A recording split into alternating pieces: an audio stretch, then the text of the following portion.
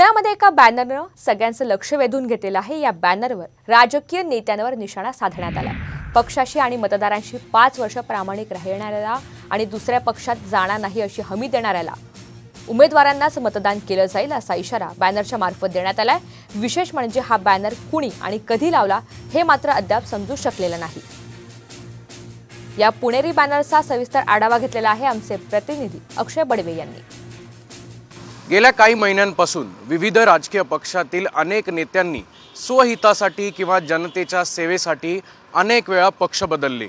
मात्र याच सगळ्या नेत्यांना पुणेकरांकडून आता एक विशेष सल्ला एका फ्लेक्समधून देण्यात येतोय।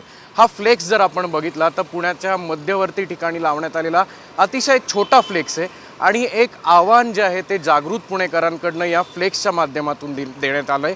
आगामी काळ हा सगळा निवडणुकीचा असल्यामुळे मी आमच्या पक्षाशी व पक्षाच्या ध्येय धोरणाशी आणि मतदारांशी 5 वर्ष प्रामाणिक राहीन, कोणत्याही दुसऱ्या पक्षात जाणार नाही, गेलो तर पुन्हा मला किंवा आमच्या घरातील व्यक्तींना निवडून देऊ नका, जे उमेदवार आपल्या परिचय पत्रकात हे लिहितील त्यांनाच मतदान, असा आशयाचं मजकूर जे आहे ते पुण्यातील अनेक ठिकाणी तुम्हाला पाहायला मिळेल।